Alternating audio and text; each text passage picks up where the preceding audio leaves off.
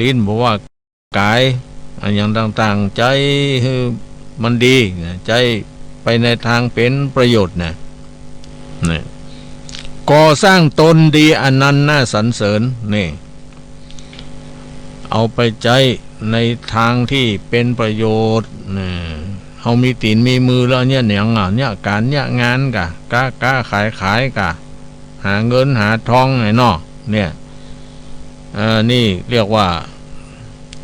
จะใจอวัยวะ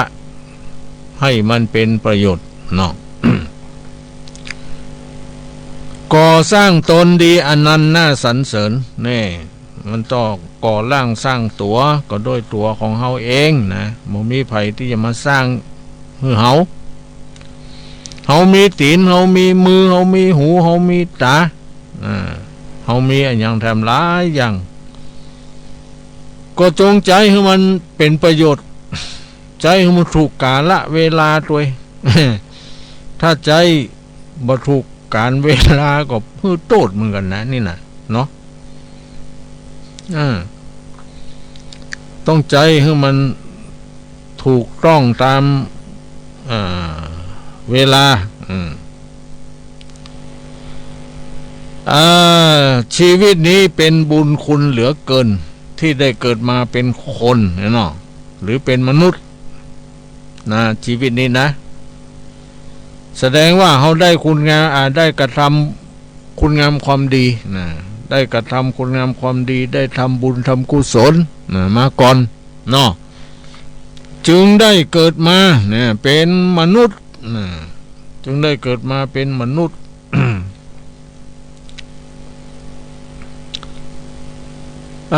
ให้เจริญแก่ตนคนทั่วไปเขาก็ค้นเขาก็ค้นอย่างเนาะที่เขาอู้กันนะเขาก็มนุษย์เขาก็มนุษย์ แต่ว่าเป็นคนอย่างเดียวนี่ยังบ่ได้นะมันยุ่งนะเขาต้องเป็นมนุษย์มนุษย์นี่แปลว่าผู้มีจิตใจสูงเนี่ยดังที่เคยบอกไว้เนาะเหมือนดังยุงมีดีที่แววขนเนี่ยถ้าใจต่ำเป็นได้แต่เพียงคนเนี่ยย่อมเสียทีที่ตนได้เกิดมา ทีนี้ชีวิตนี้เฮายังมีหวังยังจะต้องเกิดนะตราบใดที่เฮายังมีกิเลสโลภะโทสะโมหะมีความโลภความโกรธความหลงอยู่เนี่ยมันจึงไปไหนอ่ะมันจึงเววนอยู่ในวัฏฏะเนี่ย ตายเกิดตายเกิดเกิดตายกลายเกิดเนี่ยแต่ว่าบางทีก็ไปเกิดเป็นสัตว์พ่องไปเกิดเป็นหนอนพ่องบางเกิดบางทีก็ไปเกิดเป็นอันนั่นอันนี้เป็นมูดคูดเป็นอะไรอย่างหุสปาสเปดอ่ะเนี่ยชีวิตนี้มีหวังยังต้องเกิดนะรีบทำเถิดความดีย่อมมีผลอันใดที่เป็นความดีเนี่ยก่อนนะก็ทำเหี่ยเมื่อเขามีเวลาและโอกาสนะ โดยเฉพาะอย่างยิ่งเกิดมาพบพุทธศาสนาแล้วก็เคารพนับถือยอมรับนับถือพระพุทธศาสนาเนาะก็รีบทำคุณงามความดีเหี่ยหูจักวันพระหูจักวันโกนเหี่ยอย่างวัดห้างต่ำนี่พอถึงวันพระนี่นะหลังจากทำวัดสวดมนต์ทำกิจวัตรอย่างเสร็จเรียบร้อยแล้วเนี่ยอาตมาจะมาเปิดเครื่องกระจายเสียงหอกระจายข่าวโน่ ประกาศให้ญาติโยมทั้งหลายได้รับทราบเจริญพรญาติโยมทั้งหลายวันนี้วันพระให้โยมไปหาพระไปไหว้พระไปอาราธนาพระมาไว้ในจิตใจของเฮาเนอะเฮาจะไปที่ไหนอย่างใดก็ขอให้พระไปตัว เพราะว่าพระเป็นที่ปึ้งนี่เนาะตั้งจิตใจของเฮาไปลดไปลางไปเหนือล่องใต้ไปบนหนอากาศไปที่ไหนก็ดีให้นึกถึงพระไว้เนอะนะนึกถึงพระก็จะไปอยู่กับเฮา เฮาไปที่ไหนพระก็จะไปตัวย นอกจากเขาไปตรกจำนี่หมูหนึ่ง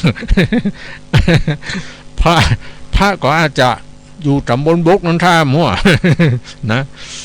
โยมทำบาปให้โยมทำไปคนเดียวพระไม่เอาด้วย พระไม่เกี่ยว เนาะก็บอกว่าก็แล้วแต่ไปแล้วแต่ว่าในเมื่อพระมาอยู่กับเฮานี่เขาบักกล้าเนาะที่จะไปทำบาปเนาะอย่างน้อยเขานึกว่าวันนี้วันพระนี่นะวันศีลเนี่ยเขาก็ต้องรักษาศีลนะวันศีลเนี่ยวันพระเขาก็ต้องอยู่กับพระนะ ไปไหนก็เอาพระไปด้วยไปตัวพระจะได้ไปคุ้มครองป้องกันเนาะบ่ฮือเฮาได้มีอันตรายกะเนาะ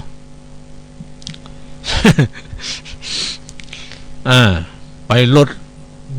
ไปเรือไปเหนือไปใต้ต้องเอาพระไปด้วยนะแต่คนขับรถเนี่ยก็จะไปขับรถไว้นะเวลาขับเกิน100ป่ายขึ้นไปบางทีพระลงไปปุ่นละบ่ไปตัวละเพราะเหตุใดถึงไปตัวกำเดียว หัวจะแตกแข้งจะหักขาจะหันบางทีอาจจะถึงตายก็ได้เนาะโอ้โหโยมคนนี้มาขับรถเว้ยแต่ว่าเนาะ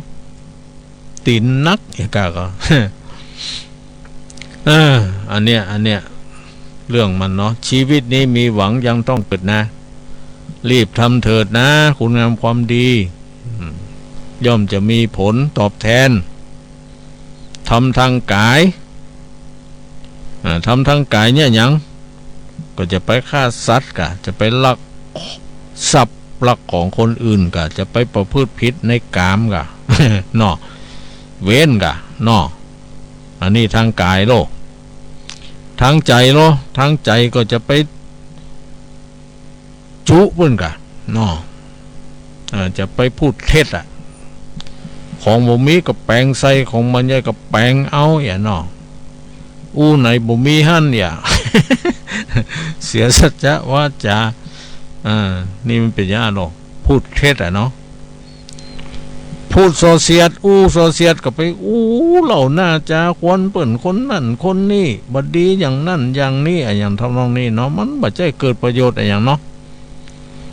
บางทีตัวซ้ำหายเหลือเปิ้นก็เนี่ยตัวบ่ได้พอตัวมองตัวเก่านะมีแต่ปฏิตรายไม้จ้า ไปว่าฮือเปิ้นนี่เนาะอย่างที่ตัวเองปวดเศร้าบ่ดีนี่เนาะ สวกเนี่ย ก็บ่ม่วนจานก็บ่หวานอย่างนี้เนาะ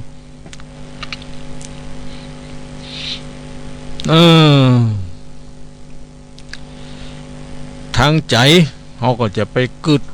ในทางที่บดีกึดอยากจะได้ของเขาอิจฉาริษยาขวายเขาเนี่ยเนาะกึดที่จะพยาบาทปองร้ายเขา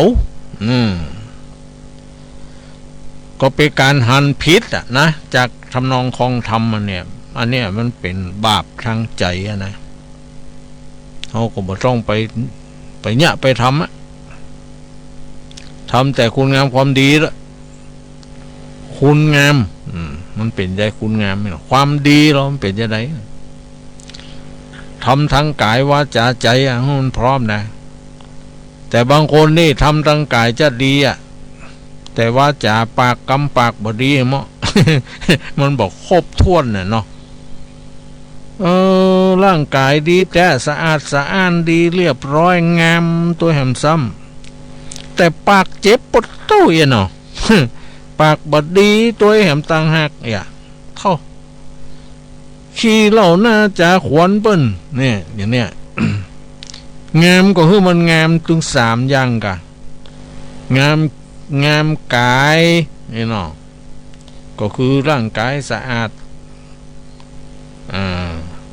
จะขาวก็งามจะดำก็งามนะอาการ32ครบถ้วนเนี่ย ทางกายโลกบ่มียังขาดบ่มียังเกินนี่งามทางกายโลกบางคนมันเกินมาก็เจ้ามันเถอะมันเป็นธรรมชาติ บางคนก็มีนิ้วมือข้างไหน5 นิ้วมันมี6 มันหนอออกมาอันเนี่ยเนาะก็เจ้ามันหยังมันปลายมาอย่างอันน่ะเนาะสมดีกะเขามีน้อยกว่าเฮา เนาะเฮามีนักกว่าเขาอย่างกับเงินทองนี่กะเนาะเฮายังค่อยได้ค่อยนักค่อยมีกว่าเขาอ่ะเนาะนี่มันก็เหมือนกันนะ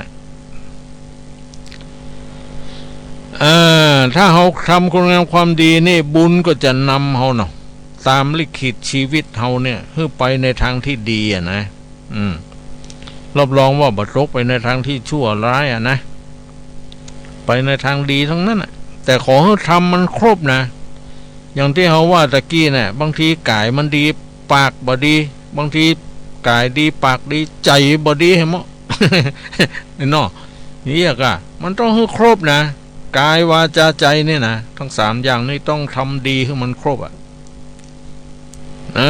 มันถึงจะได้ดีนะเพราะบางทีกายดีแต่ปากบ่ดีบางทีปากดีแต่ใจบ่ดีเห็นมั้ยขี้โลภ ขี้ด่าขี้อะไรโมโหมันนะในใจมันกึดไปนะในทางที่บ่ดี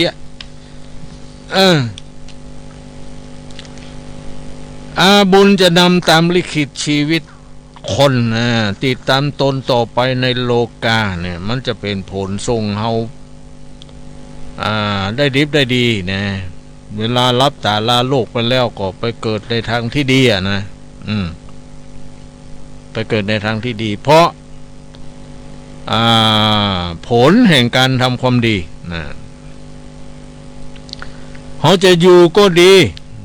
เขาจะไปก็ดีมันมีประโยชน์เนี่ยจะอยู่ไหนก็อยู่ได้อยู่ไหนก็ดีเป็นนักเรียนอยู่โรงเรียนก็ดีครูก็ฮักสดมาอยู่วัด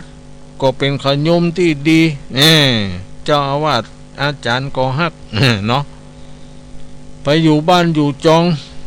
พ่อหลวงบ้านเพิ่นก็ฮักพ่อกำนันเพิ่นก็ฮักเป็นคนดีช่วยเหลือสังคมเนาะนี่เนี่ยคนดีนี่มันอยู่ไหนก็ได้ตกน้ำก็บ่ไหลตกไฟก็บ่ไหม้นะขอเฮาทำความดีแล้วทำดีเท่าที่จะทำได้นะตามเวลาและโอกาสเนาะตามสติกำลัง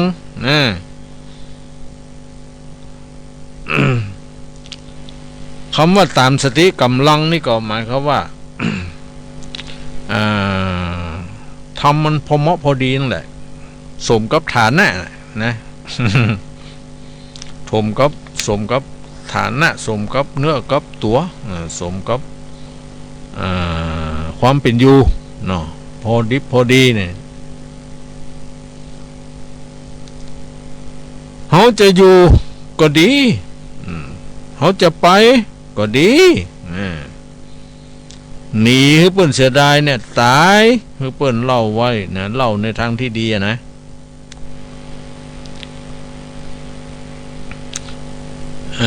อยู่ไหนก็อยู่ได้บ่เดือดร้อนห้อนใจบ่เป็นที่รังเกียจของไผอยู่ที่ไหนไผก็ฮักน่ะมันอยู่ที่พฤติกรรมโลการกระทำของเฮาทางกายทางวาจาทางใจนั่นแหละถึง3ทางนั่นแหละนะขอให้อยู่ไหนอยู่ดีๆอยู่ดีอยู่อย่างใดอยู่บ่ได้นี่กะบ่ใจ เนาะ อยู่ดีๆนี่คือจะได้ก็ฮู้จักหน้าที่อย่างกำโบราณเปิ้นว่าน่ะไปอยู่บ้านเปิ้นจะไปดูได้ปั้นงัวปั้นควายให้ลูกเปิ้นเล่นก็หมายความว่าไปอยู่แล้วก็ให้มีประโยชน์บ่ใจไปนอนบ้านเปิ้นไปอยู่กินบ้านเปิ้นมารับลูกควายด้วยเนาะอันยังก็ไปช่วยการช่วยงานอย่างเปิ้นสักอย่าง ได้ก็กินเนี่ยไผไปสู้ ไผจะไปชอบเนาะเขาจังอ่ะ นี่เพราะนั้นเขาต้องปรับนะปรับตัวเฮาให้มันเข้านะเข้ากับกลุ่มหมู่คนดีได้นะเฮาเกิดมาเป็นคนเป็นมนุษย์นี่เฮาก็ได้ทำหน้าที่เนาะถ้าเป็นชาวพุทธก็ได้สร้างวัดสร้างวาสร้างสาธารณประโยชน์ของหมู่บ้านเนี่ยได้สร้างโบสถ์สร้างวัดด้วยหัตถาด้วยมือหัตถานี่แปลว่ามือเนาะฝ่ายบป.ได้ช่วยจาดบ้านเมืองแหมนี่ได้ไปเป็นทหาร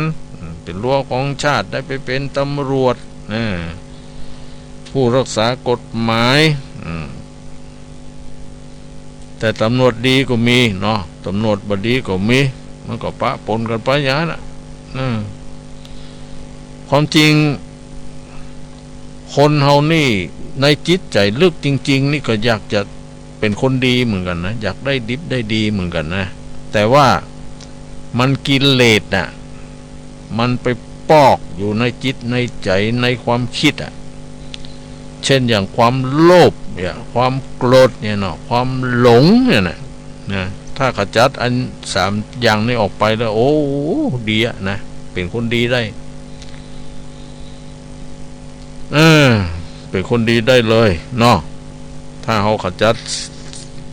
ความโลภความโกรธความหลงอย่างนี้ออกไปเนี่ยถึงวันนี้มัน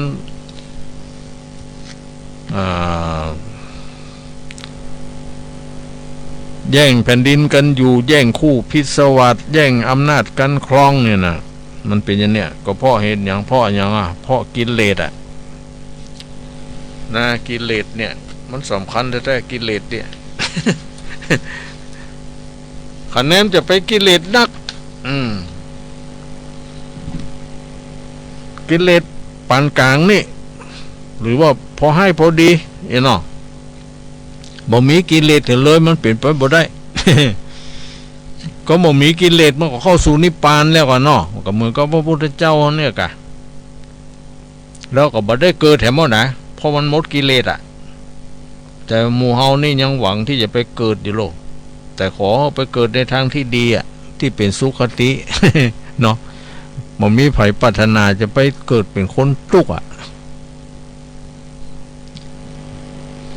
ทุกข์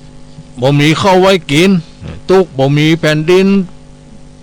ได้อยู่ทุกข์บ่มีอู่นอนน้ำทุกข์ก็บ่มีคำเต็มใต้ทุกข์บ่มีบ้านหลังใหญ่มุงกระดานอยู่ก็ตูบ มาเดียวสมัยเดียวตูบบ่ค่อยมีเนาะละอ่อนก็บ่ค่อยรู้จัก ตูบเนี่ยอันยังเป็นตูบ โอ้สมัยก่อนมีกะตูบยางห้างเฮือนเนี่ยตูบหมกเล้าไก่นี่นี่ มันก็เปลี่ยนแปลงไปตามยุคตามสมัยตามยุคตามสมัยเนาะก็ต่อไปก็เราก็ลองมาศึกษาหาความรู้สภาพธรรมที่คนรู้เนาะสภาวะก็บ่ใช่นะสภาพธรรมที่คนรู้เนี่ยคนเฮานี่ชอบความสงบโดยธรรมชาติ โดยธรรมชาตินี่ชอบความสงบเนาะนะแต่จริงเท็จแค่ไหนอย่างใดก็บ่ฮู้นะโดยธรรมชาตินี่นะคนเรานี่มันชอบความสงบนี่นะความสงบคืออย่างก็คือมันบ่เดือดร้อนวุ่นวายสงบทางกายบ่เอากายไปลักของเปิ้นบ่เอากายไปบุบหัวตีตาเปิ้นเนี่ยเนาะสงบทางวาจาก็คือบ่เอาปากไปว่าไปผิดไปเถียงไปหยังไผไปด่าไปว่าหยังไผเนาะสงบทางใจก็คือใจดีบ่คิดที่จะไปทำลายไผเนี่ยเนาะ บ่คิดที่จะไปอยากได้อะอย่างของไผที่บ่ใช่ของเฮาเนี่ยนะ อันนี้คือเรียกว่าเป็นความสงบโดยธรรมชาตินะแต่ที่มันผิดธรรมชาติไปเพราะเหตุใดเพราะกิเลสนี่แหละมันมากระตุ้นนะกระตุ้นให้เราทั้งความสงบภายนอกและความสงบภายในความสงบทางภายนอกนั้นเฮาไม่ต้องการความวุ่นวายนะความสงบภายนอกเนี่ยมันวุ่นวายมันอย่างต่างๆเนี่ยแต่เฮาอยากจะสงบในสิ่งภายนอกก็คือเฮาบ่วุ่นวายนะบ่ต้องการทะลึ่งปึงปังแม้บางครั้งเฮาจะตื่นใจในความอึกระทึกคลึกโครมและชอบไปดูไปชมอันยังก็ตามแต่บ่มีไผเลยปรารถนาจะนั่งนอนอยู่ในความโกลาหลวุ่นวายกับสิ่งเหล่านั้นในด้านจิตใจนะบางครั้งเขาก็ชอบคิดฟุ้งซ่านบ่สงบในด้านจิตใจนะคิดฟุ้งซ่านคิดยังไปก็วิธีเนี่ยมันบ่ค่อยสงบนะชอบเก็บเอามาคิด108,000 เรื่องนี่โดยความพอใจแต่ก็บ่มีไผนั่งคิดนอนคิดยุ่งอยู่อย่างนั้นได้นานตลอดไปเพราะว่าถ้า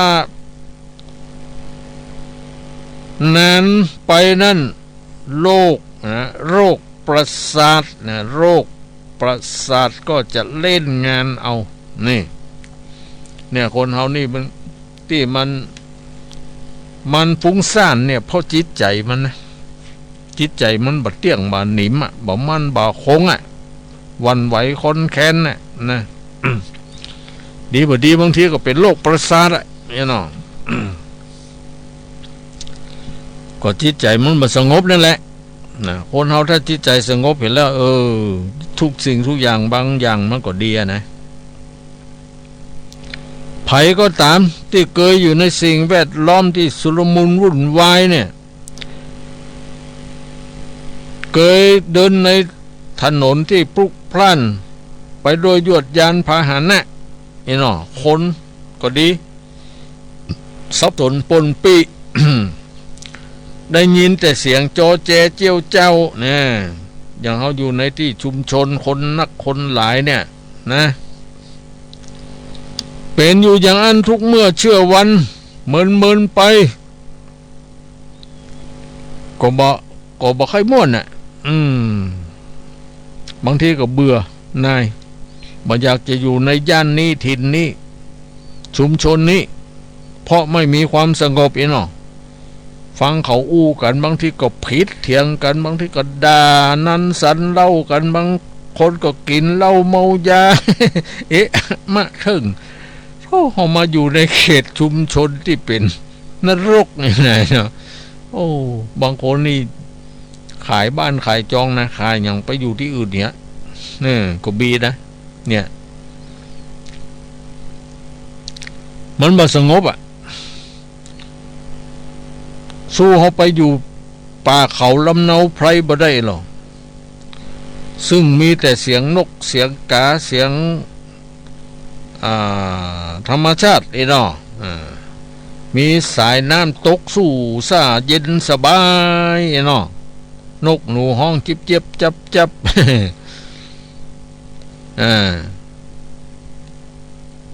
หรือว่าเขาไปอยู่ในที่กว้างอากาศปลอดโปร่ง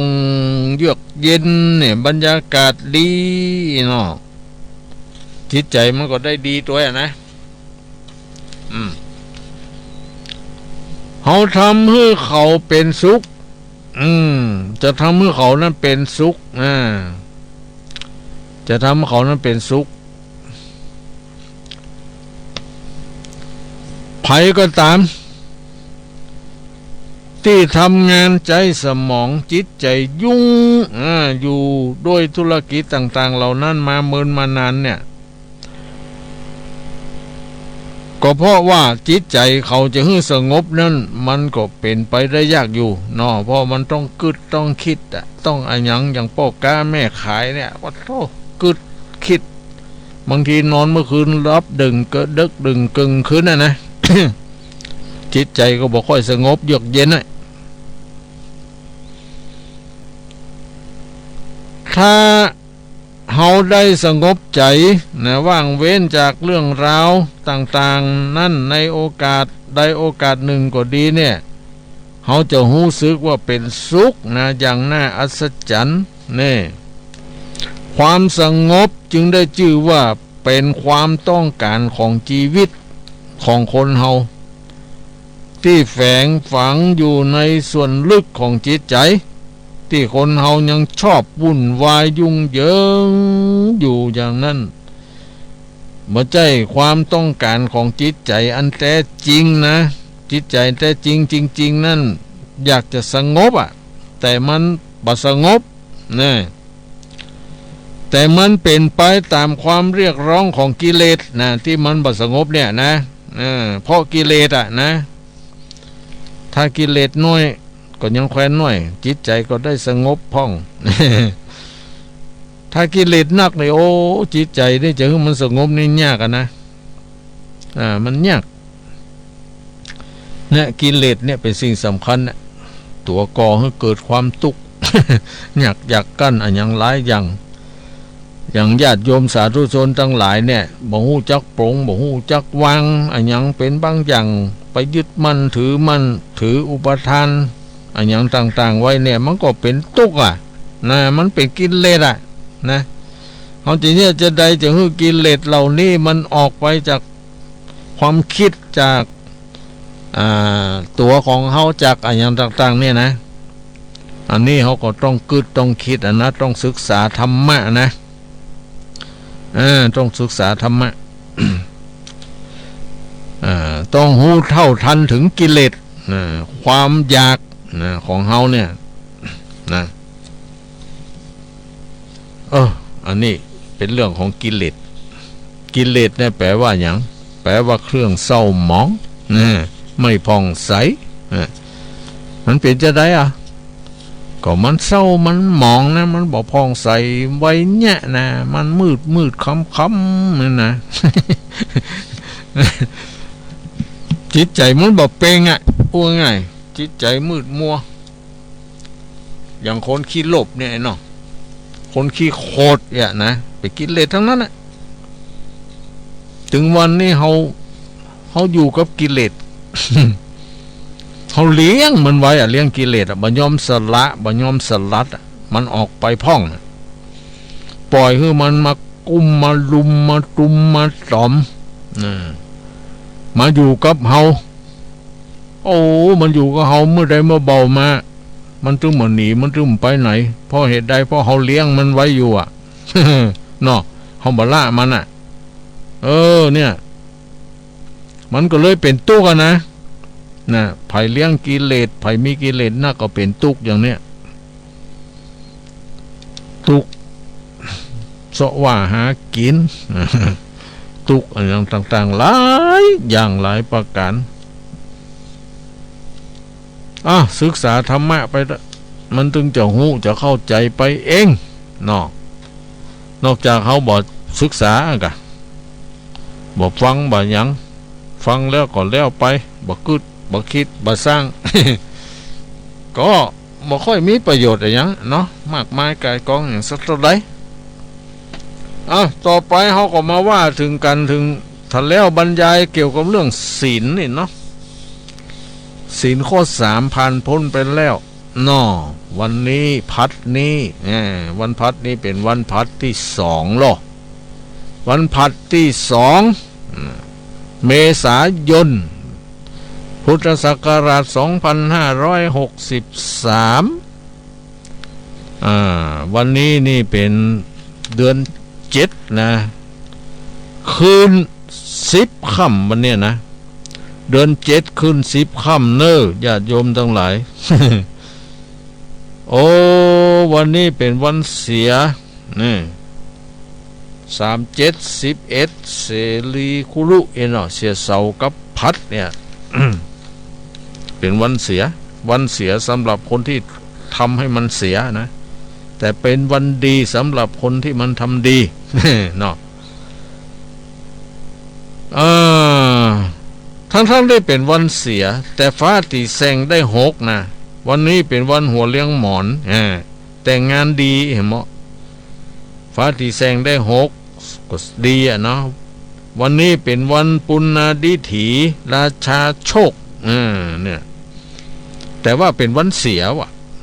ก็มันเสียอย่างไปหู้เนี่ย เสียในการที่เขาทำเมื่อมันเสียกะเนาะถ้าเป็นวันเสียเขาทำดีหรอมันจะเสียก็อีกอ่ะเนาะ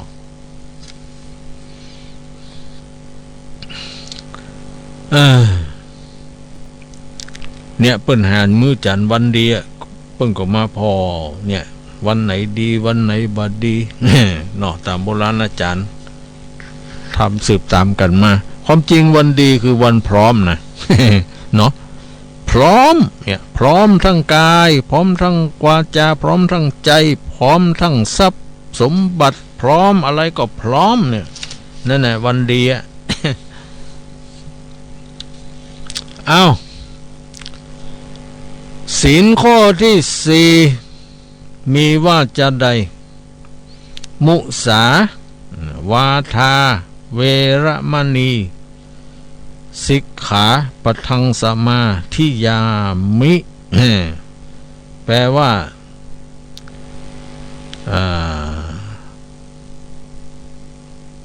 ข้าพเจ้าขอสมาทานซึ่งสิกขาบทงดเว้นจากการอันยังพูดเท็จพูดส่อเสียด พูดคำหยาบพูดเพ้อเจ้อเลวไหลแล้วเขาตั้งเจตนางดเว้นก่อถึงวันเนี่ยนะเขาจุไผ่พ่องนะ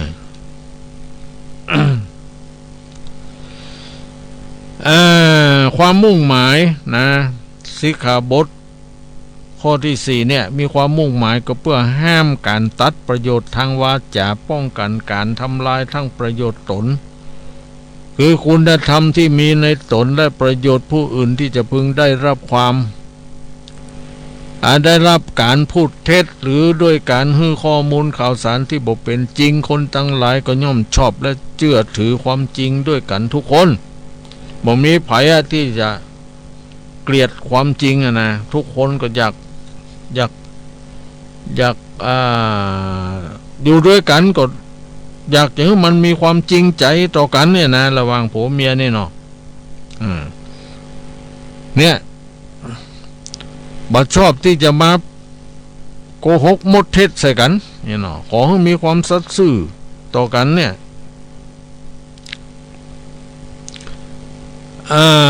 ถ้าคนใดก็ดีไปมุสามุสาคือจุไล่เนี่ยเนาะก็ชื่อว่าเป็นการตัดประโยชน์ทั้งของตนและคนอื่นนะเพราะฉะนั้นสิกขาบทข้อนี้เป็นมุ่งส่งเสริมให้รักษาความซื่อสัตย์นะสุจริตความซื่อตรงต่อกันอันเป็นเหตุนำมาซึ่งความฮักความสามัคคีของครอบครัวของหมู่คณะนี่ ในครอบครัวของเฮานี่ถ้าต่างคนต่างมีศีลนะมันอยู่ดีมีสุขนะบอกโกหกมดเท็จใส่กันมันบ่อย่างอันนี่หรอกเขาว่าโกหกมดเท็จนี่ดีนะคือมันสามารถเอาตัวรอดได้ แต่กันเนาะ ผัว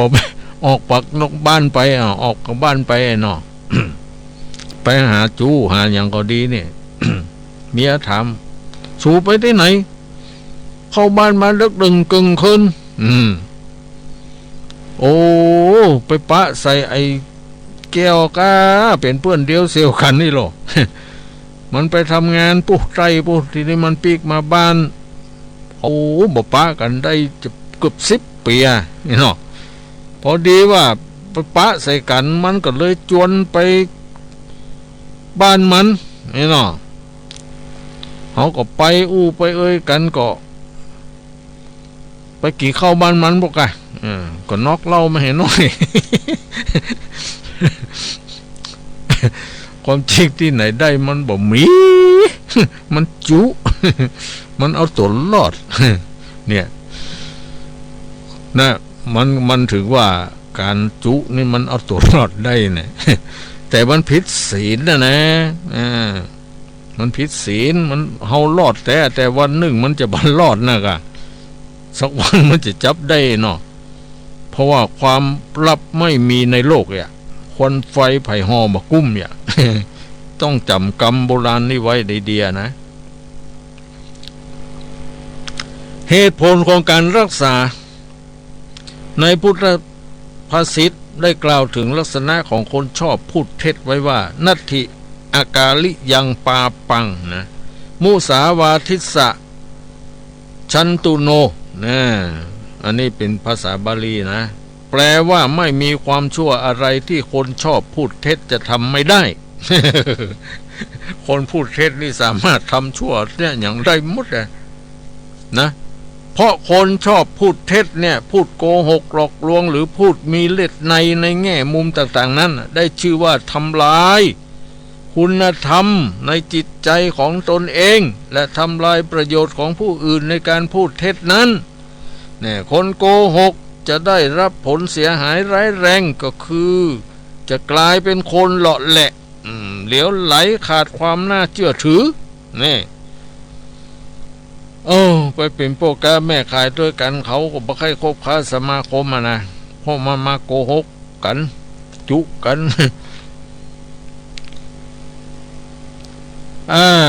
ในศีลข้อนี้เปิ้นห้ามพูดเท็จพูดเท็จก็คือพูดบ่จริงนั่นแหละพูดบ่จริงจริงว่าบ่จริงบ่จริงว่าจริงนั่นนะเมื่อมุ่งความจริงเป็นหลักจึงกำหนดข้อห้ามไว้นี่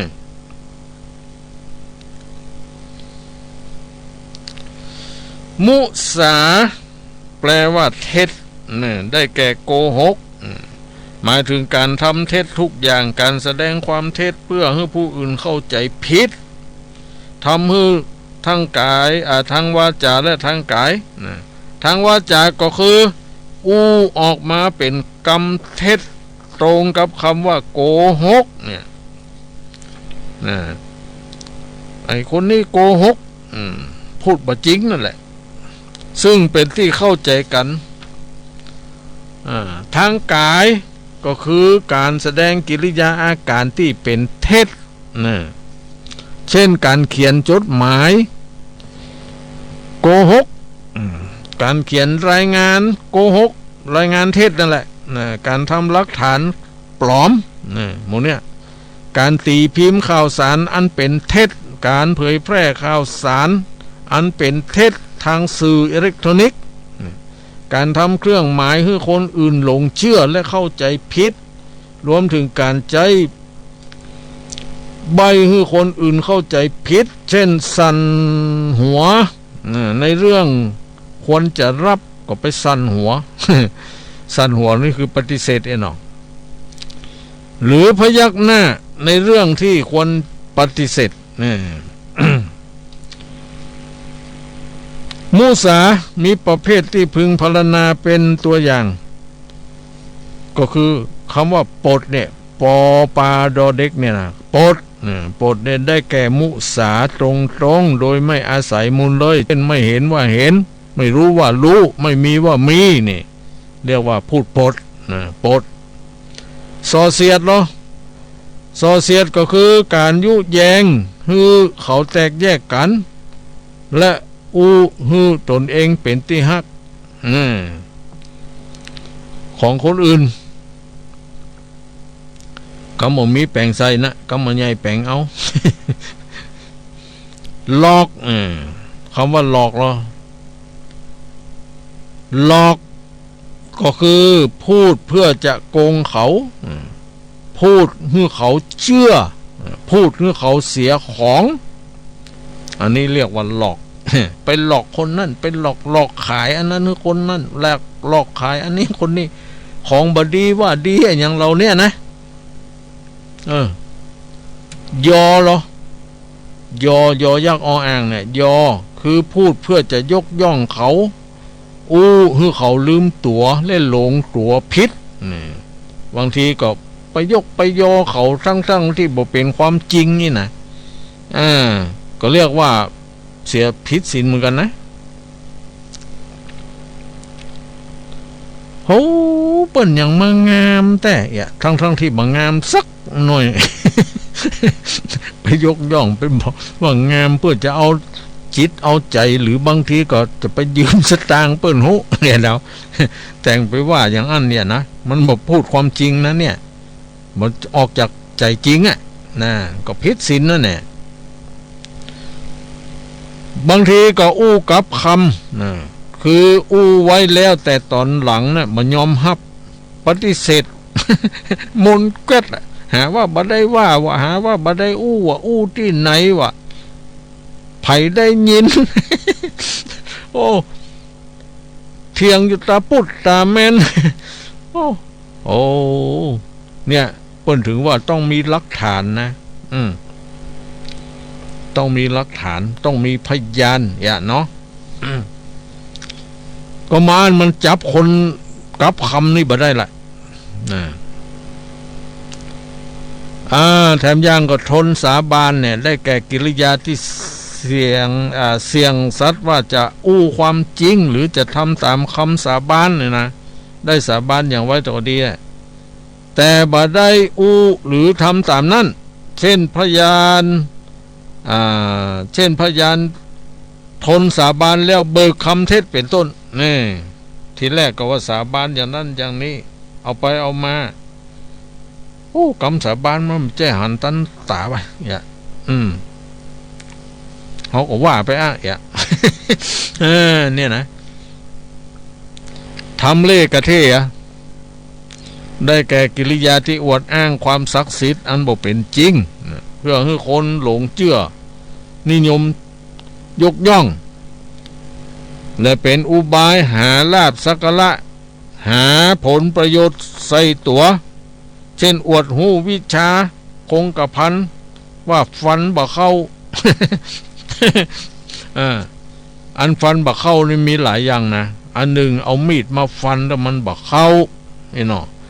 อันที่สองเขี้ยวมันซูนออกมาเขาก็เรียกว่าฟันบ่เข้า เนาะอันนี้ต้องศึกษาต้องดูนะมันฟันบ่เข้าเหมือนกันนะ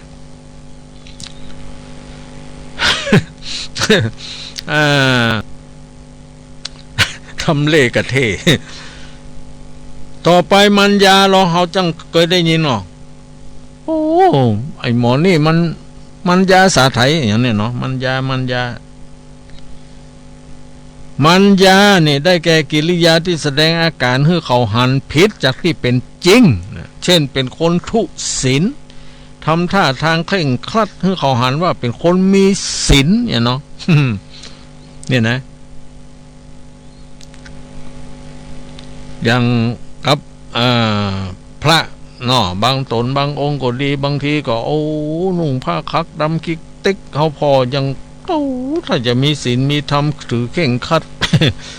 อันอย่างต่างๆนี่นะที่ไหนได้ไปเข่งอย่างสักน้อย เนี่ยนะอันนี้เพิ่นเรียกว่ามันยาแสดงอาการให้เขาหันผิดจากความเป็นจริงทำเลดตัวนี้เสเอโลลิงสอคอสลาเนี่ยทำเลดเนี่ยได้แก่อย่างได้แก่มุสาเล่นสำนวนคลุมเครือให้ผู้ฟังเข้าใจผิดเช่นหันคนวิ่งหนีเข้ามาเมื่อผู้ไล่ติดตามมาถามจริงไงไปยืนอยู่แถมตี้แล้วก็ว่าตั้งแต่มายืนอยู่ที่นี่บ่หัน อันนี้มันเลี่ยงไอ้อย่างที่เราเคยฟังเนาะ มีขโมยลักไก่กันลักอะไรอย่างเนี้ยแล้วเขาไล่ติดตามมาพอดีมีตุเจ้าทุดงค์ตนหนึ่งนั่งอยู่ปืนเกาไม้ข้างทางหันไอ้ขโมยนั่นก็โล่นกายตุเจ้าไปตุเจ้าก็มืนตาพอน้อยก็หันอยู่นี่นะทีนี้ตุเจ้าก็เลยมาเปลี่ยนที่นั่งทีแรกนั่งเอาหน้ามาทางวันตกทางหนทางนี่เนาะก็เลยบินหน้าไปทางวันออกเหียนี่นะแห่งสักกรรมจำล่ำมีแก่บ้านกำนันตำรวจเจ้าบ้านปากันโล่นวิ่งไล่มาเป็นหมู่มาถึงทุเจ้าก็มาถามทุเจ้าว่าหันขโมยโล่นกายไปนี่ก็ทุเจ้านะทุเจ้าว่าอาตมานั่งนี่บ่หันรู้เขาจะว่าทุเจ้าผิดศีลก็นี่ถ้าว่าตามการเวลาเนี่ยมันก็บ่ผิดนะถ้าว่าเปิ้นถามว่าตะกี้ทุเจ้าบินหน้าไปตะวันตกทุเจ้าหันขโมยก่อนนะถ้าทุเจ้าว่าบ่หันนี่ทุเจ้าผิดนะแต่อันนี้ทุเจ้าเปลี่ยนทิศเปลี่ยนทางเนี่ยแล้วเขาก็ถามว่าท่านนั่งอยู่นี่เนี่ยหันขโมยโล่นไก่มานี่ก่อนทุเจ้าว่าบ่หันเนี่ยเนาะก็บ่หันแท้พอเขาบินหน้าไปตะวันออกแล้วเขาบ่หันน่ะอันแต่เจ้านี่หันกะ เนี่ยมันเรียกว่ามันเป็นการทำเลศนะพูดภาษาเล่นสำนวนพูดคลุมเครือ คือฟังเข้าใจผิดเช่นหันคนวิ่งหนีเข้ามาพอดีก็ว่าก็เลยเปลี่ยนทิศเปลี่ยนทางย้ายไปยืนไปเป็นนั่งเฮียแฮมติ้งเนี่ยอันนี้ก็บ่ผิดนะถ้าแต่ถึงเจตนาถ้ามันถามไปถามยังนี่มันก็บ่ฮู้เนาะอันนี้มันก็ถามอย่างเนี้ยก็ทุเจ้าก็จะตอบอย่างเนี้ย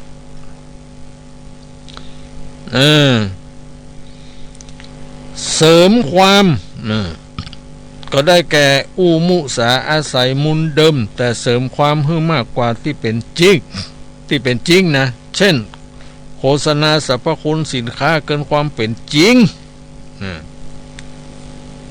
ว่าอันนี้ยานี่ดีกันอย่างนี้ดีกันอย่างนั้นอย่างนี้เนาะเกินความเป็นจริงไปนั่นแหละ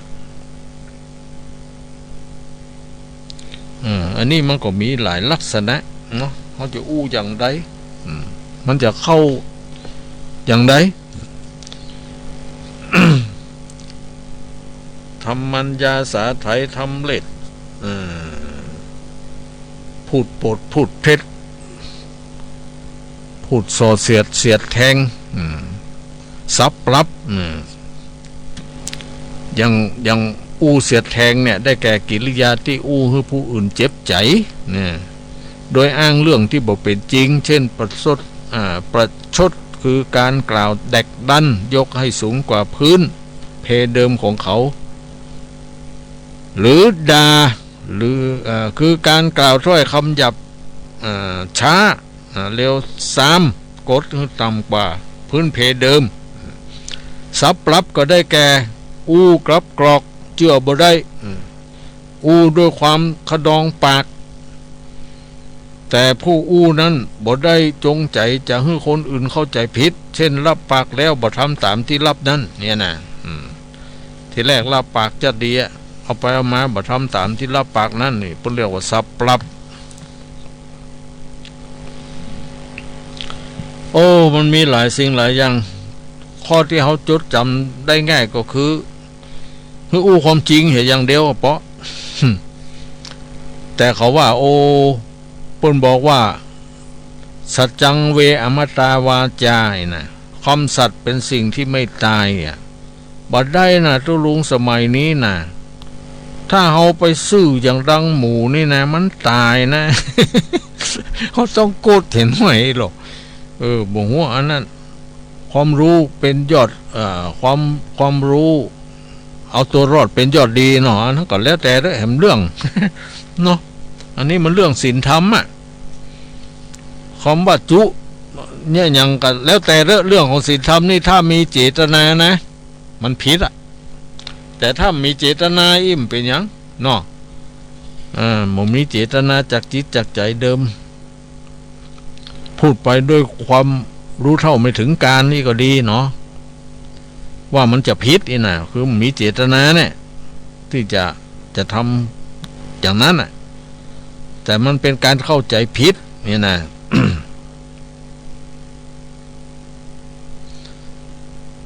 มันมีผิดสัญญาเนี่ยนะคำว่าผิดสัญญานี่คือหมายจะได้หมายถึงว่าการบัตรทำตามที่ตกลงกันไว้เช่นตกลงกันว่าจะเลิกค้าสิ่งเสพติดฮือโตตั้งแต่วันนี้เป็นต้นไปนี่นะแต่พอได้โอกาสก็กราบมากาแถมไม่แหมเหมาะนี่นะอันนี้เรียกว่าผิดสัญญาหรือทำสัญญาอย่างต่อกันกู้ยืมเงินอย่างไรก็ดีนะแล้วนัดแน่กันว่าจะฮื้อวันนั้นวันนี้อย่างไรพอถึงวันนั้นวันนี้มาบ่ฮื้อบ่ได้สักคำอันนี้ก็ผิดสัญญาเนาะที่สัญญาไว้อย่างนั้นสัญญาว่าจะเลิกดื่มเหล้าเนาะก็เลิกแล้วเอาไปมาหัวปิ๊กมากินแหมผิดสัญญา คืนคำเหรอคืนคำนี่หมายถึงการบัตรทำตามที่รับปากไว้นะเช่นรับปากว่าจะฮื้อสิ่งของแล้วก็บ่ฮื้อ มันอย่างเงี้ยในว่านะ กับปากเป็นล้มเป็นปุ่มแก้ยาก ยิ่งบ่มีพยานหลักฐานแถมนี่มันเอาอย่างมันบ่ได้อะของรับปากกับเฮาแต่เนาะเสียดายมันบ่มีพยาน มันอู้กัน2-2นี่เนาะเฮาก็เลยเถียงมันบ่ขึ้นน่ะ มันของรับปากเฮาแต่น่ะเอาไปมาเบลเฮาเหี้ยน่ะมันก็ว่ามันบ่ได้ว่ามันบ่ได้หยังเนี่ยเพราะฉะนั้นนี่น่ะเพิ่นว่าถ้าจะเนี่ยอย่างจะทำอย่างขอให้มีพยานนะมีคนอยู่ร่วมหูร่วมคิดด้วยกันอยู่หั่นน่ะแต่บางทีมันก็ซะบ่เป็นพยานเฮาให้หมดน่ะ มันกดตาย เนี่ยมันเป็นอย่างอี้ก็มีนะโอ้มันถึงลำบากระบนคนมันบ่ซื่อสัตย์เป็นสันดานเดิมมาแล้วนี่มันเล่นยากยากเนาะ ก็จังมันเถอะไปทำกรรมอย่างใดไว้ก็เป็นไปอย่างนั้นแหละมันจุเปิ้นวันหน้าเปิ้นก็จะจุมันบ่จัดนี้ก็จัดแน่นั่นเนาะ เนาะ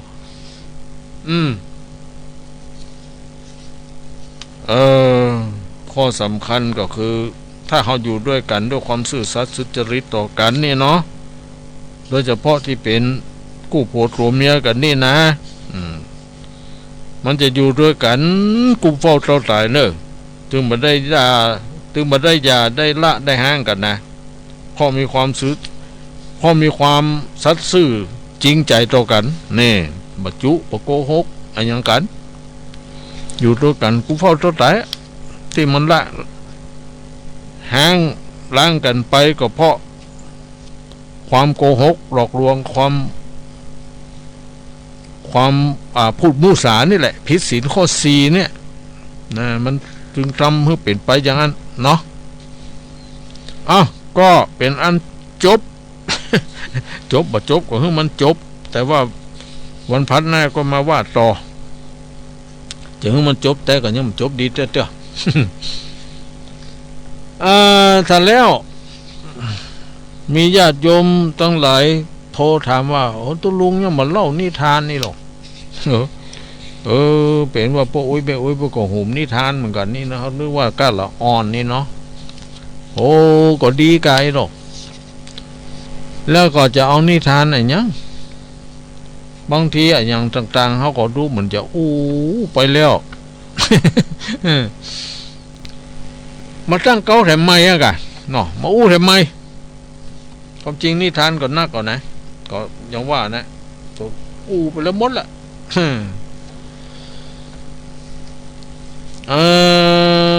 จะเอาเรื่องอย่างดีมันมีเวลาอยู่นี่น้อย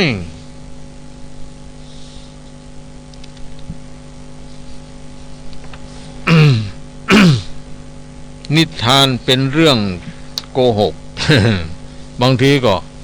เป็นจริงนะบางทีก็แต่งเอาบางทีก็ว่าเอาสร้างเอาเนี่ยก็บางทีก็มีคติเตือนใจอยู่นะอย่างงั้นเรื่องงั้นนกหัวขวานกับราชสีห์เนี่ยเนาะสมัยหนึ่งเนี่ยพระพุทธเจ้าประทับอยู่วัดเวลุวันเมืองราชคฤห์นะจำได้ก่อวัดเวลุวันนี่ไผเป็นพลสร้างถวายนะเคยเล่าเคยฟังแล้วเนาะพระเจ้าพิมพิสารนี่เนาะเป็นผู้ถวายวัดเวลุวัน เมืองราชคฤห์นี่เป็นเมืองใหญ่โลก ในประเทศ อินเดียสมัยก่อนนั้นน่ะทรงปรารภความอกตัญญูของพระเทวทัตนะก็ได้ตัดอดีตนิทานมาสาธกว่าในกาลครั้งหนึ่งเนี่ยนานมาแล้วเนี่ยพระโพธิสัตว์เกิดเป็นนกหัวขวานอาศัยอยู่ในป่าแห่งหนึ่งทีนี้มันมีราชสีห์ตัวหนึ่งเนี่ยเที่ยวหากินอยู่ในบริเวณกับนกหัวขวานนั่นนะทีนี้วันหนึ่งเนี่ยราชสีห์เนี่ยมันกินเนื้อด้วยความมุ่มมาบก็คืออย่าได้คือกินเว้ยนั่นกะกินปุ๊บครบอ่ะนะเสียดุกก็ไปขำคอมันก็นะราชสีห์เนี่ยเหมือนกับคนเขาหิวเข้าหิวอย่างนี้จะไปกินเว้ยน่ะบ่ได้น่ะคำเดียวมันจะไปขำหลอดลมขำนั่นแกนอึกอักบ่มีคนตบหลังตบแลซอกตายนะเนี่ยกินอย่างมูมาต่อเนาะมันต้องเกี่ยวให้มันละเอียดอยากเป็นฮือก็จังมันอดเอาก้อยกินไปก้อยกืนนี่นะบ่ใจนี่บอกเข้า อันยังโมโหเก็บเขาใส่ปักเกี่ยวปูนเกี่ยวเพลลืนเนี่ยเสียมันไปขำคอนี่กะเนาะ ลำบากนะ ใจฮ้อนบดีทีนี้ราชสีห์ได้กินเนื้อสัตว์มูมากะกินฟังกินขีบคิดอยากล้ำไปหิวมาหลายวันเนี่ยกะเสียก็ดุกไปติดคอมันกะโต้มันปวดมันบวมมันบ่สามารถไปหาเหยื่อหาอย่างมากินได้นอนอยู่ปวดเล้าขนาดนักไออย่างใดก็ได้ แล้วจะสีไออย่างใดหมูเนี่ยมันจะอยากคงนะทีนี้หลายวันต่อมาก็นกหัวขวานน่ะมันก็บินเที่ยวหากินอยู่ในใกล้ๆกับฮะน่ะมันก็จับกิ่งไม้แล้วไปหันใส่ราชสีห์เนี่ยก็ทุกข์ทรมานไอ้กระดูกขำคออยู่เนี่ยก็เลยถามไปกะแต่ก่อนนกนี่มันได้เนาะท่านราชสีห์ท่านนอนร้องควนคางอยู่นั่นท่านเป็นอันยังอีโลนกหัวขวานถามนะ ถามราชสีห์เนาะราชสีห์ก็ดูขำคอกระดูกขำคอเฮานะสิอีหรอต้องปากบ่มอกเฮานอนเจ็บปวดทรมานมาหลายวันแล้วโอ้ยช่วยเฮากำเตอ นะเราจะสีอ้อนวอนหรอกนกหัวขวานก็เลยพูดว่าเฮาก็อยากจะช่วยต้านอยู่นะแต่เฮาบอกกล้าที่จะเข้าไปในปากของต้านน่ะเวลาข้าเข้าไปต้านงับปากข้าบัดตายใครเลยโนหัวขวานแล้วท่านจะกินเฮาเห็นแล้วเฮาจริงจะได้หรอ เขาก็มีลูกมีเต้ามันตายละลูกละเต้าเหี้ยเนี่ยก็ย้อนช่วยต้านเนี่ยเต้ามันได้ข้าหาไอ้เนาะราชสีห์ก็บอกว่าโอ้ยจะไปกลัวเจ้อไอ้โลกขอช่วยข้ากำเตอก็บอกช่วยข้าจะต้องตายแน่ๆนะเขาบอกกินตันดอกไอ้หรอเพราะตันมีพระคุณไอ้หรอช่วยเฮากำเตอขออินดูเตอไอ้หรอ ราชสีห์วอนอ้อนขอหรอกนกหัวขวานก็ใจอ่อนนะเนาะอย่างว่าหน้าคนเรามันมีกรุณามุทิตา มีเมตตาเนาะอินโดสงสารกรุณาเนี่ยถ้าเขามาช่วยมันก็ไผจะมาช่วยเนาะมันก็ต้องตายแน่ๆเนาะก็ดูขำคอมันฮะคักก็บอกคืนก็บอกเข้านี่จะได้เนาะ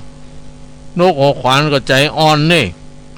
ด้วยความกรุณาสงสารราชสีห์ก็จึงรับกรรมช่วยเหลือกะเนาะก็เลยบินลงมานะบอกว่าเฮ้ยท่านนอนสแกงท่านนี่หรอท่านนอนสแกงนึกนี่หรอแล้วก็ใจต้นไม้เนี่ยกำปากของราชสีห์ไว้ให้มันนี่นะ เพื่อบ่ให้มันหูปากได้เนาะแล้วนกหัวขวานนั่นเอาไม้ไปเขิงปากราชสีห์ไว้แล้วก็เข้าไปในปากของราชสีห์กะแล้วก็ไปใจปากจิกเอากระดูกไปจิกเอากระดูกนี่นะไปกาบเอากระดูกนี่เนาะจักลากออกมาตั้งนอกภายนอกปากของราชสีห์นะก็โตกว่าจะเอาออกมาได้เนาะแล้วก็จิกต้นไม้นะให้มันล้มลงที่เอาเขิงปากนั่นนะเขิงปากราชสีห์นะแล้วก็บินขึ้นไปจับอยู่บนกิ่งไม้ตามเดิมนี่ทำให้ราชสีห์หมดตุกนี่หมดตุกสบายอกสบายใจหรอนกหัวขวานได้กาบเอากระดูกออกจากคอจากร่องข้าวันเดียวนี้ข้าสบายเป็นปกติเลยหรอ ทีนี้มันจะกล่าวขอบคุณกันจะได้เขาก็โมโหนะ ทีนี้อยู่ต่อมาหลายวันละอยู่ต่อมานกหัวขวานก็บินหากินแฮมก็ไปปะใส่ราชสีห์ตัวเนี้ยกำลังแทะเล็มเนื้ออยู่นะก็คือมันไปล่าไปเอากวางเอาฟันอยู่หัวนอกกาบมาแล้วก็เอามากินนอนกินอยู่หั่นอีกทีนี้นกหัวขวานก็คิดจะทดสอบจิตใจของราชสีห์ว่า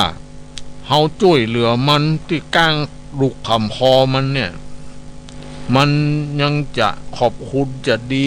จะให้ข้าได้กิน จินตัวมันก็อีกโน่ขวัญก็เลยจับบนกิ่งไม้ที่ใกล้กับราชสีห์นะแล้วก็พูดว่าต้านจอมแห่งไพรขอแสดงความเคารพเราเคยได้ช่วยเหลือท่านอย่างหนึ่งมาแล้วใช่ไหมล่ะเมื่อท่านกระดูกขำคอเนี่ยนะท่านจำได้ก่อเนี่ยแล้วท่านจะมีอะไรอย่างมาตอบแทนข้าบ้างที่ข้าได้เอากระดูกออกจากคอของเจ้าเนี่ยนะ เหมือนกับว่านกหัวขวานนี่มาทวงบุญคุณนะ เนาะราชสีห์ก็ตอบว่าเจ้านกหัวขวานเอ้ยหรอวันนั้นนะขณะที่เจ้าอยู่ในปากของเฮาเนี่ยเจ้าเอาชีวิตรอดออกมาได้นี่นะมันก็นับว่าเป็นบุญของเจ้าแล้วนะที่ข้าบังงับปากคบหัวท่าน จ เจ้าจะมาเอาอันยังแถมอีหรอจะมาทวงบุญคุณอันยังแถมเมียใครเนี่ยเนาะโอ้นกหัวขวานก็ได้ฟังจะอั้นแล้วก็โธ่เป็นอย่างอี้รุ่นนี่ ผู้บ่หูอุปการะคุณนี่หรอของผู้อื่นที่ทำช่วยเหลือให้รอดพ้นจากความตายความทุกข์เนี่ยนะผู้ที่บ่เคยทำความดีอย่างใดอย่างหนึ่งแก่ไผเนี่ยผู้ที่บ่ตอบแทนอุปการะคุณของผู้อื่นเนี่ยที่ทำให้แล้วนี่นะ มันน่าตำหนิแต่จริงๆเลยราชสีห์นี่เป็นคนอกตัญญูเนาะบ่มีผู้ใดนั่นน่ะที่จะมาคบค้าสมาคมเห็นไหมนะถ้าเขาคบมันไปก็เป็นไร้ประโยชน์อ่ะโอ้เขาเอากระดูกออกจากคอข้างนั้นที่จะกล่าวขอบคุณนี่เนาะอย่างต่างๆ นะได้กินจิ้นกินเนื้อก็หน้าที่จะห้องเฮาลงไปแบ่งจิ้นแบ่งเรื่องเฮากินพ่องนี่เนาะโอ้เป็นอย่างอีกะ เนี่ยเปิ้นว่าเนาะนิทานเรื่องนี้เปิ้นก็สอนให้รู้ว่าราชสีห์มันเป็นพรานพราละเนี่ยพราละ แปลว่าคนเลว คบคนพาลเนี่ยมันพาลไปหาผิดอีเนาะถ้าเขาไปคบบัณฑิตเนี่ยบัณฑิตก็จะพาไปหาผลนี่เนาะคนบ่ฮู้บุญคุณที่เขาทำไว้ฮื้อแล้วนั่นบ่สำนึกถึงบุญคุณเขาบ่ควรจะไปคบค้าสมาคมว่าอย่างนั้นนะตั้งแต่หันมานกหัวขวานถึงหมดอะไรตายยาก ช่วยราชสีห์บอกเป็นกุลก็ให้มันได้บุญเนี่ยก็เอาไอ้โลกได้กินจีนกินเนื้อก็บอกห้องข้างกันแล้ว เนี่ยนะนี่มาคบกันไปบ่ได้เนาะก็ลักษณะอีคนเขาก็เหมือนกันนะบางทีเขามีบุญมีคุณต่อกันนี่เนาะโอ้บอกกองปนทุกปนยากได้ดิบได้ดีเล่นบอกพอหน้าพอตา โอ้แต่ก่อนเขาช่วยเหลือเกื้อกูลอย่างสปาสเปดนี่เนาะบ่เดียวบ่โตมันมั่งมีสีสุขเล่นบ่พอหน้าพอตากับเลี้ยวไอ้นะเนาะปะกันแต่บางทีบัดตักทำด้วยซ้ำนี่นะทำบ่หูจักมักคุณเฮาจังมันเตอะคนมันลืมบุญลืมคุณมันจะได้ดิบได้ดีไปแถมบ่เมินละ คนเฮามันเป็นอย่างนี้เนี่ยเขาว่าโพดสัตว์ได้บุญเลยหรอโพดคนเป็นต้น เนี่ยจำอันนี้ไว้ก็ดีแต่ว่าก็บดีถือกันนะบางคนเพิ่นก็ดีนะเพิ่นหูบุญหูกุลโลทั้งที่เขาช่วยเหลือเพิ่นไปเขาพอลืมนึกบ่ได้นะพอเขามาปะมาหาเฮาโอ้จำได้ก็ตะกอนน่ะที่อันเคยช่วยผมอย่างนั้นอย่างนี้เนาะเนี่ยคนเฮาเป็นอย่างนี้นะขนาดเฮาเป็นคนทำเฮายังจำมาได้เนาะแต่เขาเป็นคนรับทำเนี่ยจากเฮาเนี่ยเขาจำได้นะอันนี้คนดีนะก็เลือกเอาคนดีคนคบคนไม่ดีไม่ควรคบ เอาละญาติโยมทั้งหลายต่อไปสุดท้ายนี้ก็จะขอประกาศอนุโมทนาเนาะวันนั้นตั้นพระมหาเสาแก้วเปิ้นไปที่ไหนที่อำเภอกับที่ไหนเขาก็จำมาได้นะไปขนส่งก็ไปไหนไปธนาคารนี่ก็ไปอย่างไปปะใส่โยมคนหนึ่งเปิ้นนั้นเอาสตางค์ใส่ซองนี่หรอกหอมมาว่าบำรุงฐานีเนี่ยนะที่ออกรายการพอดีเปิ้นบ่ได้เขียนชื่อเขียนเสียงเปิ้นติดทันสกรรมก็เลยบอกว่าเป็นไผเนี่ยเนาะก็เลยเอามาลงบัญชีนี่เนาะเขาก็เลยเขียนในบัญชีว่าผู้ไม่ประสงค์ออกนาม จำนวนเงินบริจาค100 บาทนะอันนี้ก็เป็นไผบ่ฮะก็เจ้าตัวเปิ้นฟังอยู่ก็คงจะอีแม่วันนั้นเอาบ่ได้เขียนชื่อสักคำก็เป็นหยังแม่เนาะยกมือใส่หัวใส่เก้าเหี่ยนะอาตมาได้รับไว้เรียบร้อยแล้วเนาะจำนวนเงิน100 บาทก็ต้องขอสาธุอนุโมทนาเนอะที่ได้กล้าบำรุงกล้าน้ำกล้าไฟกล้าอย่างมาเนาะขอมีอายุมั่นขวัญยืนอยู่ดีมีสุขปราศจากทุกโศกโรคภัยไข้เจ็บนานาประการมีความสุขความสำราญเนอะเบิกบานใจมีโชคลาภวาสนาบารมีมีความดีอยู่กับตัวตลอดไปเนอะแม่เนอะอยู่ดีมีสุขนิมานขวัญยืนมาถึงวาระสุดท้ายที่จะหมดเวลาเนาะยังเวลาแถมอยู่ประมาณ20 นาทีเนี่ยโดยประมาณก็จะเปิดโอกาสให้ญาติโยมที่รับฟังกันอยู่นี้เนาะโทรเข้ามามาจ๋ามาพูดมาคุยมาหากัน จะมีก็จ๊ะก็ว่าป้ากันนอนรับกันหมดกว่าโรคโควิด โรคโควิดโรคอันนี้นะญาติโยมทั้งหลายผู้สูงอายุเนาะกับละอ่อนน้อยๆนี่เป็นคนเสี่ยงเนาะแล้วก็คนที่มีโรคเบาหวานเนาะโรคความดันโรคอันอย่างต่างๆประจำตัวเนี่ยให้ระวังตัวหน่อยนะต้องป้องกันปิดปากปิดจมูกนะให้อยู่กับบ้านกับจองจะไปออกแอวล่าไปที่ไหนยังได้ ดีบ่ดีไอ้โควิดมันมาปะใส่มันจะเต้นเข้ามาหาเฮานะแล้วเขาก็จะป่วยจะไข้นะเพราะว่าคนที่เสี่ยงเนี่ยมันจะมีอยู่นะมีอยู่ก็คือที่มีโรคประจำตัวเนาะมีโรคประจำตัวไอ้คนหนุ่มคนกำแต่ก็บ่มีปัญหาอย่างมากนักนะโรคนี้มันจะเล่นคนที่อ่อนแอหรอเขาลงโซเชียลลงอย่างต่างๆตู้เจ้าไปบินทบาทตึงยมอยู่คนละฝากถนน นั่นกันเนาะขอเปรียบเทียมมาได้กะบ่มีแต่หุเอาล่ะญาติโยมท่านผู้ใดจะกล่าวมาก็กล่าวมาได้เนาะแล้วก็ต้องขอบใจอนุโมทนาขอบคุณเนอะเจ้าของสถานีต่างๆบางทีเพิ่งก็สัญญาณไปญาติโยมทั้งหลายนะได้ยินได้ฟังกันก็ถือว่าอันนี้เพิ่นมีใจบุญกุศลเนาะช่วยกันเผยแพร่พุทธศาสนา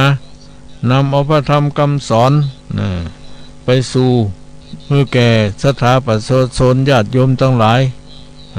ได้ฟังได้อย่างกัน โดยทั่วถึงกันนี่ก็เป็นบุญเป็นกุศลนะของญาติโยมทั้งหลาย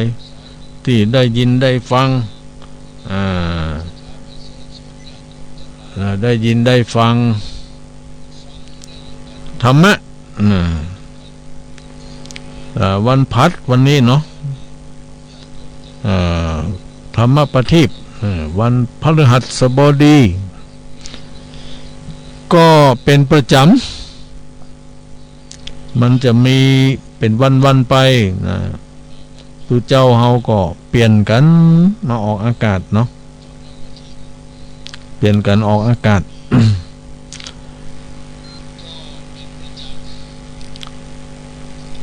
การฟังธรรมะนั้นก็เพื่อให้เกิดความรู้เนาะความเข้าใจในรถพระธรรมคำสอนเพื่อจะได้ เอาเป็นสิ่งที่ประดับสติปัญญาของเฮาให้ได้รู้ได้เข้าใจวันนี้อย่างรักปิ้งเฮ้ยถ้าจะปากันรับกันนอนเนี่ยหมดละกาหรือว่ากลัวโควิด ไป ไปตั้งใดที่ไหนก็ปิดปากปิดจมูกกันหมดเนาะบอกว่าพระสงฆ์องค์ข้าเจ้าสามเณรผู้เฒ่าผู้แก่พ่อแม่พี่น้องทั้งหลายและแถมอย่างนี่สงกรานต์เนี่ยลูกหลานที่อยู่ต่างจังหวัดต่างอย่างไปกู้ปีก็มาหาพ่อหาแม่หาปู่ย่าตายายหาพี่ป้าน้าอาเนาะมาดำหัวมาขอศีลขอพรเนี่ยเนาะแต่ปีนี้เปิ้นบ่ฮือมาเปิ้นกักนะมีญาติโยมที่ห้างต่ำเนี่ยป้อตายอายุ97 ปีอ่ะโดยังแหม3 ปีนะบ่ถึง100อ่ะอายุ97 ปีลูกเต้าเข้าปั้นเปิ้นมีหลายคนโลอยู่ทางกรุงเทพกรุงทาอยู่ต่างจังหวัดอยู่หั่นอยู่นี่ก็มีมาบ่ได้เปิ้นขอร้องเปิ้นบ่ฮือเปิ้นกักตัวไว้อ่ะคล้ายๆอัน ป้อตายก็บ่ได้มาปากันให้วะเขาก็ถ่ายรูปถ่ายวิดีโอถ่ายอย่างนี้นะผ่านไปทางโทรศัพท์ตั้งอย่างเนี้ย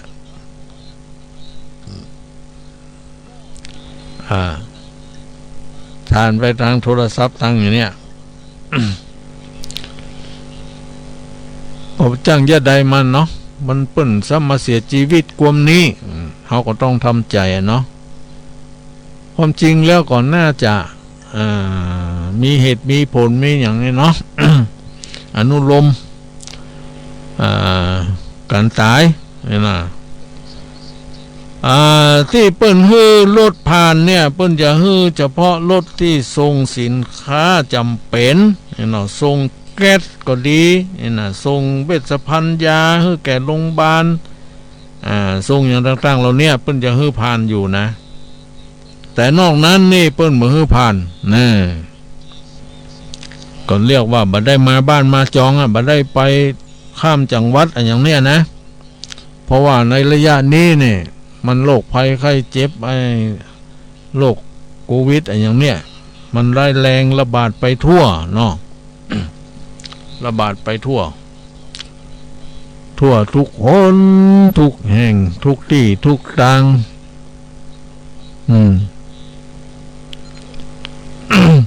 ก็เขาก็ต้องประพฤติปฏิบัติตามเพิ่นนะถ้าเขาบอกประพฤติปฏิบัติตามนั้นนี่โอ้ไปได้อย่างนี้เนาะเป็นจะได้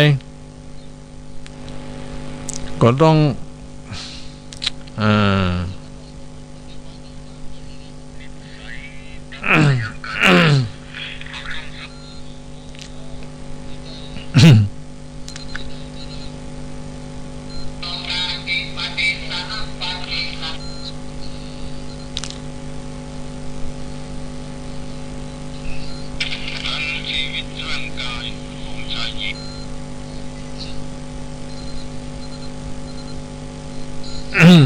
ก็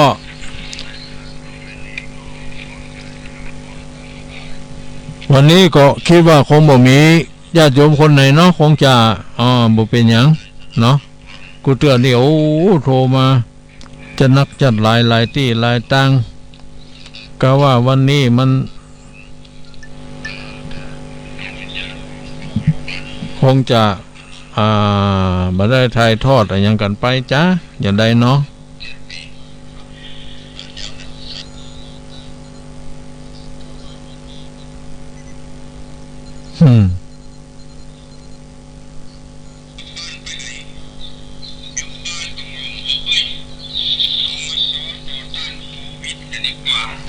ซอดาโร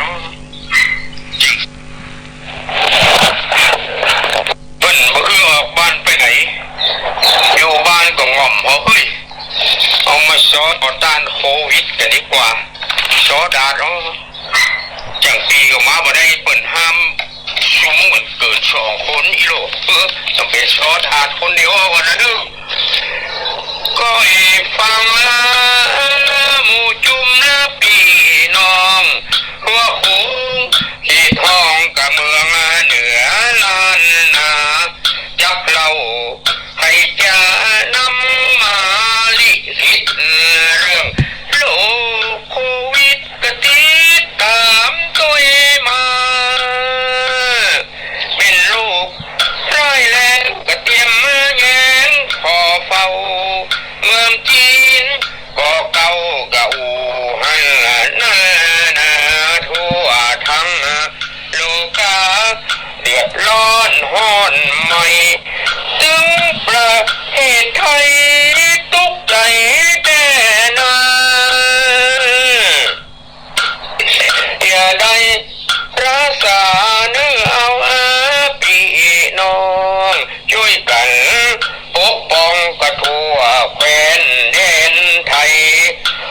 ความปลอดภัยอย่าได้ออกบ้านเรื่องจัดการ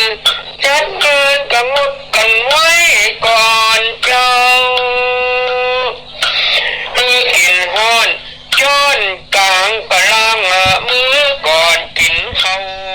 ออกบ้านนั่นเราสวมหน้ากากอนามัยคนหลวงคนหลายอย่าได้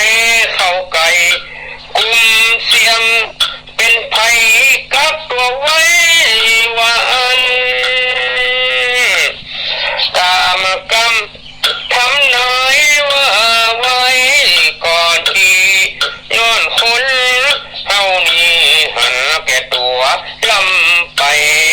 ปากันทำลายธรรมชาติแม่นมันเปิ้นเลยลงพันคือมีอันเป็นไปน้ำห้วยในหนองกะลำคลองเหงื่อเทงอากาศเลยแรงมีกาควันไฟเป็นจามเป็นไอหายใจออกเขาตกใจแต่เล่าน้อพี่น้องขอให้ทุกคนอดทนไว้ก่อนเจ้าความทุกข์โศกเศร้านั้นจะผ่านพ้นไปขอให้คนไทยปลอดภัยทั่วหน้าให้ปกตัวยารักษาโดยไวพระสยามเอวาจงมาปกป้องเจ้าพี่น้องอยู่รอดปลอดภัยคุณพระรัตนตรัยที่ชาวไทยยึดมันจงดุลบันดาลให้ท่านนั้นโชคดีโตนะครับ ชอดาน้องพี่น้องเนาะแหงงอม ในโอกาสต่อไปนี้ก็ขอเชิญเจริญพรท่านทั้งหลายได้สงบกายวาจาและจิตใจเพื่อจะได้สดับรับฟังพระธรรมเทศนาเกิดเป็นบุญเป็นกุศล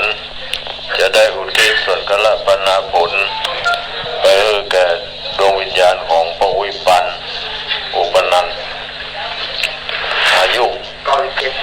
97 ปียังนั้น3 ปีเนาะจะถึง100 ทางญาติก็มามีลูกเต้าหลานเหลนได้ตั้งศพบำเพ็ญกุศลมาเป็นเวลา2 คืนละเนาะคืนนี้เป็นคืนที่ว่าได้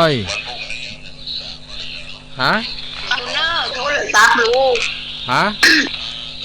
เปิดโทรศัพท์แล้วโทรมันเปิดบริการโทรศัพท์ก็เปิดอยู่นะเปิดอยู่ลูกก่อนที่โทรอันแบบฮับสายปฏิทินแล้วเจ้าปฏิทิน9อัน07อันถ้าจะ4074เราเลยคัดข้องอันอย่างซึ่งอย่างจ้าเขาไปปิดอย่างมันซึ่งอย่างนั้นเนาะก็เปิดอยู่นะเจ้าฟังอยู่เนอะอ๋ออันนี้เมืองฝางไม่จุงดีเมืองฝางแต่อ๋ออยู่ฟังอยู่ได้ฟ้าสามพัดนี่อันสถานี100.25ดีแล้วเจ้าอ๋อแหละดีเลยแหละคนถ่ายทอดไปเนาะก็สัญญาณไปเนาะเจ้าขอบใจนุโมทนาเนอะเจ้าวันนี้หลวงพ่อกำลังใจจัดดีนะเจ้านุโมทนาเจ้าสำคัญที่ศีลนะปู่เนาะเจ้าสาธุโนวันโนสุขังพลังนี่ก็แม่จงดีโอ้เมืองฝางพุทธโธเปิ้นโทรเข้ามาพูดว่าก็โทรเหมือนกันในว่าอันบอกว่าอันอาตมาบ่ได้เปิดดีว่าก็เปิดอยู่นะมันคัดข้องอยู่ซึ่งอย่างนี้เนาะเป็นอย่างอันกวยเนี่ยก็เขาก็บอกโหเนาะว่ากูเตือนนี่เปิ้นญาติโยมทั้งหลายโทรเข้ามาเนาะเป็น20-30 สายนะที่บ่ได้รับแถมก็มีเนาะ วันนี้จะได้ว่าดักปิ้งนี่นะจนว่าแม่แม่จงดีแม่อย่างเนี้ยนะเปิ้นโทรมา ดีละแม่เนาะเป็นอย่างอีลูกเป็นแต่โทรศัพท์อีเนาะมันเป็นแต่อย่างฮะว่าบันรับอีวะโทรเปิ้นโทรมามันบันได้รับวะแปลกเป็นอย่างอันบ่ฮู้ก็บ่เป็นหยังเนาะเขาก้อยว่ากันในพัดหน้าพัดอย่างกันต่อไปเปิ้นก็รับฟังกันอยู่จะนักจะหลายเราเปิ้นพยายามโทรมาเหมือนกันแต่ว่าตังเฮานี่บ่ฮับอีวะมันได้คัดข้องอันอย่างสักอย่างนี้ไปปิดอันอย่างเปิ้นสักอย่างจ้ะก็น่าแปลกใจอยู่เนาะว่ากูเชื่อเนี่ยโอ้ญาติโยมทั้งหลายแย่งกันโทรเข้ามาเป็นบ่ฮู้กี่สายที่บ่ได้รับก็มีเนาะมันโชว์อยู่นี่เนาะต้องขอบใจเน้ออนุโมทนาแม่ที่เปิ้นโทรมาตะกี้เนาะเปิ้นอยู่เมืองฝางมะโลนะโทรมาบอกมารายงานก็อันเขาก็บอกโอ้เนาะก็ดีละออมเป็นหยังเขาพบกันในวันพฤหัสหน้าเนาะก็อยู่ดีมีสุขเน้อเหมือนกันผู้คนที่รับฟังรายการปฏิธรรมวันพฤหัสบดีขอให้มีสุขภาพพลานา